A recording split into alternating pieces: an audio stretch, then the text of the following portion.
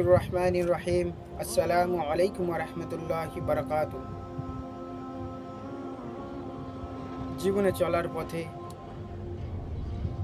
মানুষের সঙ্গে ওঠা বসা করতে হয়, মানুষের সঙ্গে মেলামেশা করতে হয়।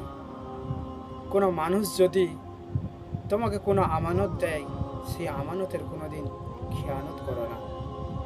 এটি একটি খুব বড় আমল। তো যাই হোক, আমানত কিরম, যদি কোনো মানুষ তোমাকে কিছু টাকা রাখতে দেয়, সেই টাকাটা তুমি তার আমানত হিসাবে রেখে দেবেন। এবং কেউ যদি তোমাকে কোনো কথা বলে, যেই কথা তুমি কাউকে বলবে না, এটাও তুমি একটা তার আমানত হিসাবে রেখে দেবেন। আর এমন কোনো জিনিস নেই যে মনে করো তোমাকে কোনো টাকা দিয়েছে, সেই টাকাটা তুমি খরচা করে আবার অন্য টাকা তুমি রেখে দেবে। এটা কিন্তু আমানত হলো না, এটা আমানতের খেয়ানত হলো। খেয়াল রাখবেন। তো যাই হোক, এই কথাটুকু বললাম।